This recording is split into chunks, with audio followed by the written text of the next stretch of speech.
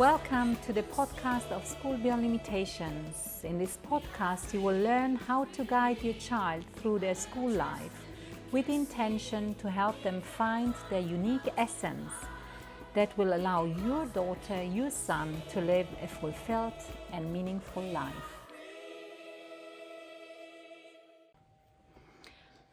Is there a contradiction between holistic education and the preparation for examinations at School Beyond Limitations? Well, my name is Dr. Martina. I'm the CEO, co-founder and designer of the School Beyond Limitations learning model. And if you would like your child to live a fulfilled and serene and happy life, then you may want to subscribe to this channel. Well, yes, so holistic education, we already talked about that, is the education of the entire human being.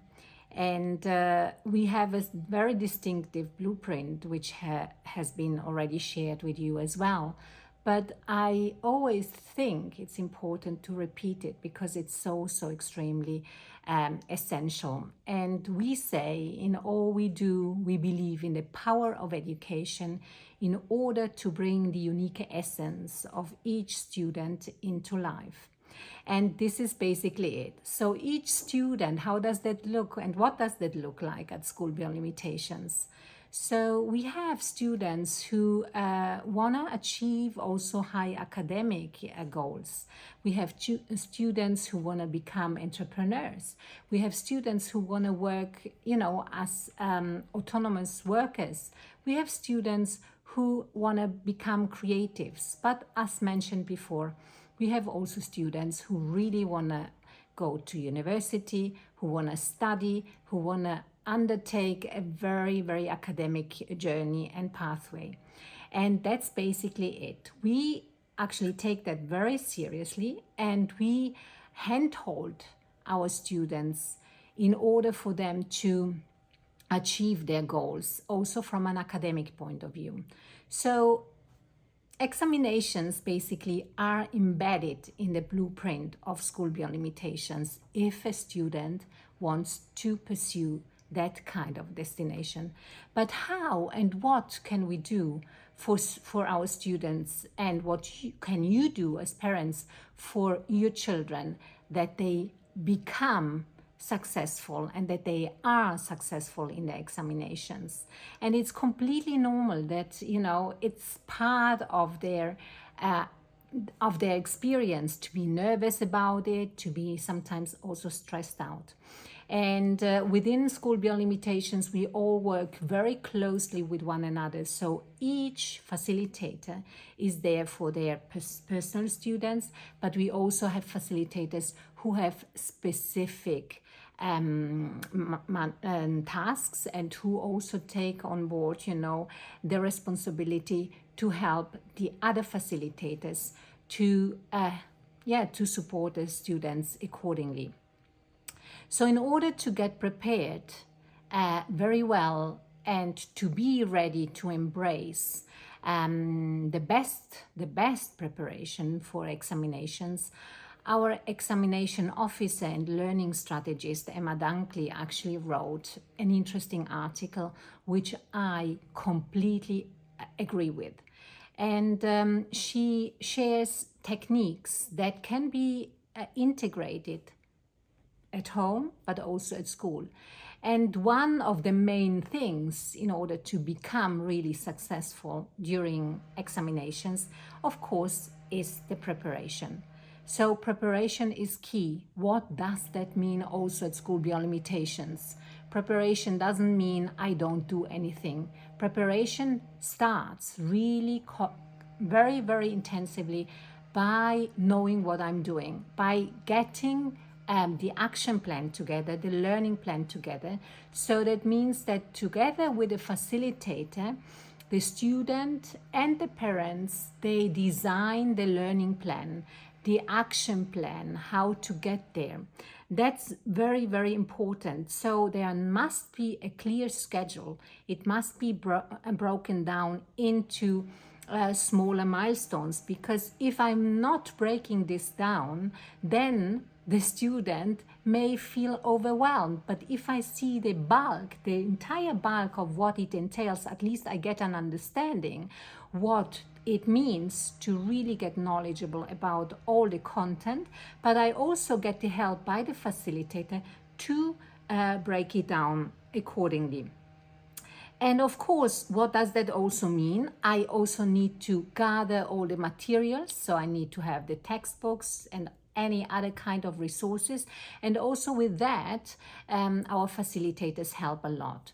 Another important aspect within School Beyond Limitations, however, is also the learning groups. So we put the students together according to their choice of subjects, and they can then meet even beyond school hours so that they can nourish one another beyond school hours. They study together, and for instance, last year we had such learning groups that were really extremely, and even this year, very powerful. They meet in the afternoon, they stay together for 3-4 hours, they ask questions one another, and then they come prepared with the questions into the mentoring session with the facilitator, with their mentor, into the eye time, into the lesson, also prepared with questions. And of course that means that the students also need to do their job. So they need to provide the facilitators and themselves with past papers. We really ask them to practice their problems, to practice their techniques, because it's all about practicing. And one important aspect that really makes the big difference within School Beyond Limitations, and this is what I mentioned before, is the learning together. But the learning together goes even further. We invite our students to teach back to other students, so that what they learn will be taught by them to their peers. And those teach back sessions are extremely powerful. On top of those teach back sessions, we also have boot camps and hackathons. What are boot camps? Boot camps are 1 week long learning experiences led by our facilitators on specific subjects, on specific areas within the subjects, so that the students, together with a facilitator, let's make an example, they go to business. So the entire week is crafted around business IGCSE or business A-level, and the students come together from the different classes. And you can imagine, and we know that also from the Chetinine schools and other approaches, how much students learn from listening to one another. So that's a very important key aspect.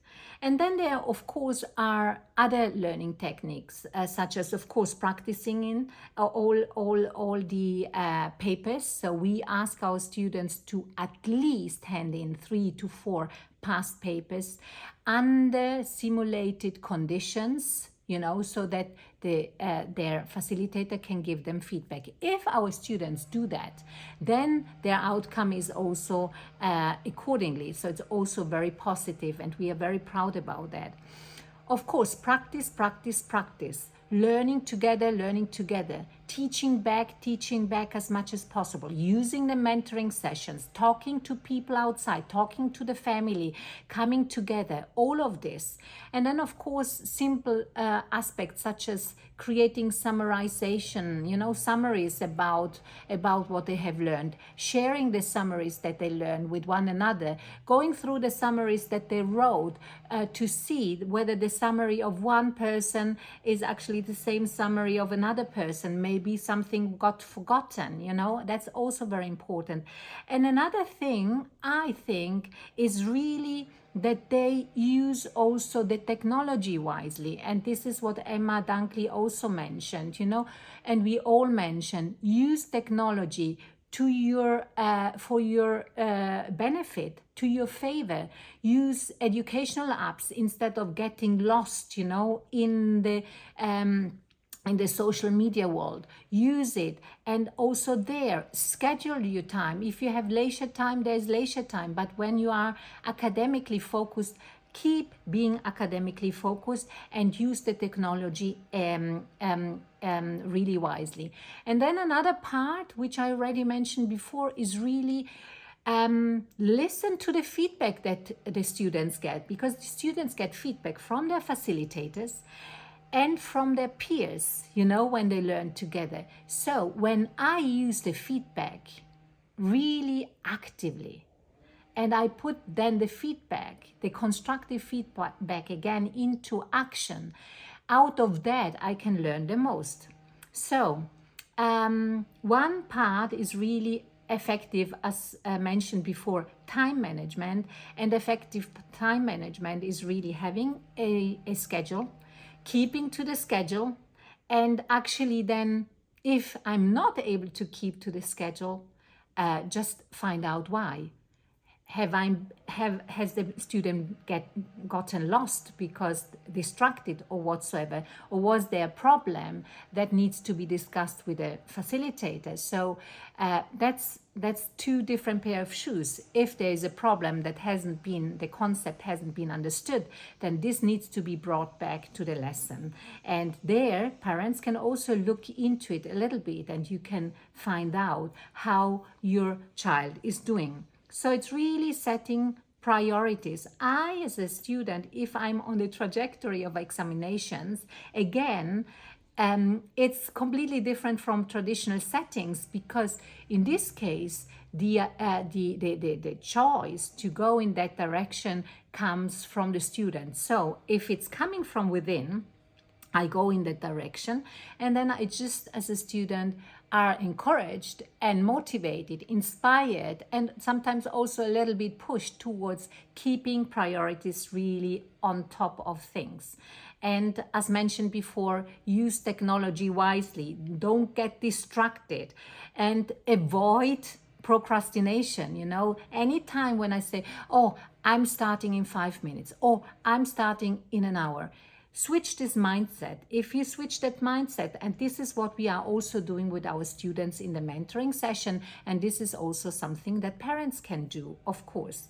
So, of course, all of this is very important, but we are a holistic educational institution, which really nourishes the all-round well-being of the student. So we need to be aware that it is also important for the students to have enough sleep, so that they have, that they can say, I'm rested, I can then focus again the next day. So that's very important, and there also parents can help. And of course, having a balanced diet, eating healthy.